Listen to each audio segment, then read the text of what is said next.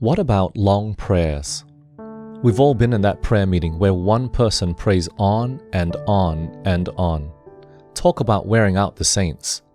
Everyone is about to fall asleep, and we are wishing with all our hearts that the one praying would end the prayer so we could have a turn. Over and over we find references throughout the spirit of prophecy encouraging that public prayers should be kept short. Ellen White always wrote these words in the context of keeping prayer meetings interesting. Make short prayers in meetings and lengthy prayers when you talk and commune with God in your closet. Learn to pray short and right to the point, asking for just what you need, she exhorted again and again. Her words of counsel more often than not refer to the length of individual prayers, not necessarily to the length of the prayer meeting itself. In Adventist pioneer days, prayer meetings often went on for quite some time, even into the night. Ellen White would probably be quite distressed if she felt her words limited God's remnant from praying for more than 10 minutes at a prayer meeting today. It would certainly go against how God has worked in the past down through history. This is not to say that every meeting needs to include a time of lengthy prayer. We don't want to make our meetings wearisome and tedious. Even Christ, when he taught the people, did not force upon them, as the Pharisees did, long, tedious ceremonies and prayers. We must remember that the value of our prayers is not necessarily in proportion to the time we spend on our knees, but rather to the heart and motive behind the prayer.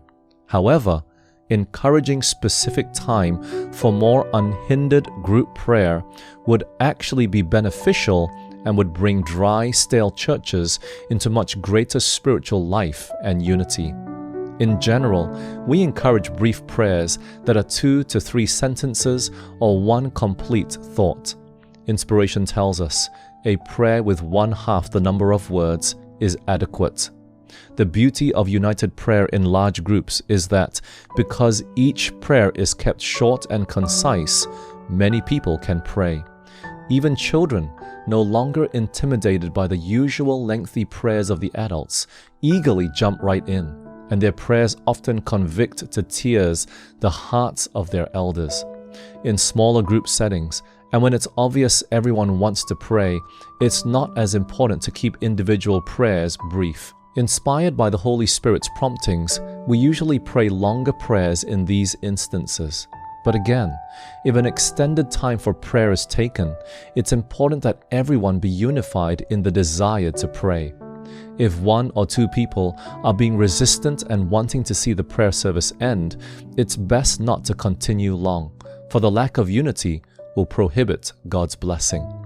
While we are told that 1 or 2 minutes is long enough for a normal, individual public prayer, we are also told there may be instances where prayer is in a special manner indited by the Spirit of God, and where supplication is made in the Spirit.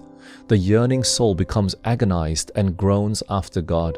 The spirit wrestles as did Jacob and will not be at rest without special manifestations of the power of God.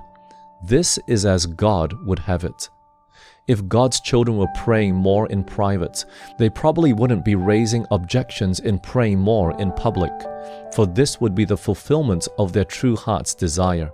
However, most of us aren't praying in private, at least not as we should be.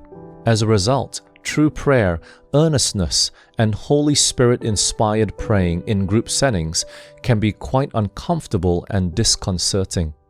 This is because our own hearts have become dry and cold. A survey taken a number of years ago on the devotional life of pastors found that 80% of pastors pray less than 15 minutes a day. 70% said they prepare for sermons by studying the Word only. I wonder what such a survey would reveal today.